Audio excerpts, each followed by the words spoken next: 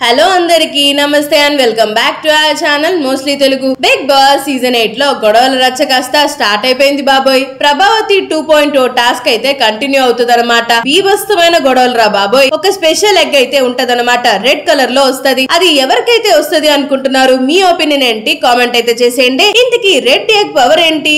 అయినా ఆ red egg సంపాదించుకున్న వాళ్ళు ఎలాంటి పవర్స్ కి అర్హులవుతారు? ఇవన్నీ తెలియాలంటే ఎక్స్క్లూజివ్ అప్డేట్స్ కోసం మన మోస్ట్లీ తెలుగు ఛానల్ ని సబ్స్క్రైబ్ చేసేసుకోండి. ముందుగా ఈ టాస్క్ నుంచి నబీల్ అయితే అవుట్ అయిపోతాడు. రెడ్ ఎగ్ వచ్చేసి నిఖిల్ తీసుకుంటాడు. వాళ్ళ టీం కి తప్ప ఇంకెవ్వరికి తెలీదు ఆ రెడ్ ఎగ్ గురించి. అయితే ఈ టాస్క్ లో నుంచి నబీల్ ని అవుట్ చేస్తారనమాట శక్తి టీం వాళ్ళు. ఇందులో సంచాలక్ గా నబీల్ ఉంటాడు. విష్ణుప్రియ వర్సెస్ ప్రేరణ పెద్ద గొడవే జరిగింది. అండ్ ఆ తర్వాత సోనియా వర్సెస్ యష్మి గొడవ అయితే రచ్చహ రచ్చసే రచ్చోభ్యహ. సోనియాకి కరెక్ట్ మొగుడు యష్మి అనే చెప్పుకోవాలి. యష్మి పాపం ఫుల్ గా అరిచేసి ఎమోషనల్ అయిపోతుంది. ఆ తర్వాత పృథ్వీ వర్సెస్ మణికంఠ కూడా ఒక గొడవ జరుగుతుంది. అయితే పృథ్వీ వచ్చేసి ఫుల్ గొడవ పడతాడు, ఫిజికల్ అవుతూ ఉంటాడు, లాగేస్తుంటాడు మణికంఠని ప్రేరణని. అంత గొడవ అవుతుంటే అభయ్ సైలెంట్ గా ఒక చోట కూర్చొని చూస్తూ ఉన్నాడు రా నాయన. ఇదేంది అసలు అర్థమే కాదు. అసలు అభయ్ మైండ్ లో ఏముందో కూడా తెలియదు. అయితే ఇక్కడ ఇంకో ట్విస్ట్ ఏం పెట్టాడంటే, మన బిగ్ బాస్ కుకింగ్ చాపింగ్ చేసుకోవాలంటే కిచెన్ లో ఒక క్లాన్ మాత్రమే చేసుకోవాలి, పక్కన వేరే క్లాన్ వాళ్ళు అస్సలు ఉండకూడదు. అండ్ అలానే ఒక క్లాన్ నుంచి 3 మెంబర్సే కుక్ చేయాలి, రిమైనింగ్ వాళ్ళకి అస్సలు అలో ఉండదు. సో ఈ విధంగా ప్రభావతి 2.0 టాస్క్ అయితే గొడవలతో రచ్చలతో ఆహా ఓహో అనే రేంజ్ లో కంప్లీట్ అయిపోయింది అబ్బా. నిఖిల్ క్లాన్ అయితే విన్ అయింది, అంటే శక్తి క్లాన్ విన్ అయినట్లు. చెప్పడం మర్చిపోయా, శక్తి క్లాన్ గెలవక ముందు కాంతార క్లాన్ లో నుంచి ఒక పర్సన్ ని అవుట్ చేయాలి అంటారు. అప్పుడు కాంతార క్లాన్ నుంచి ప్రేరణని అవుట్ చేస్తారనమాట. అసలు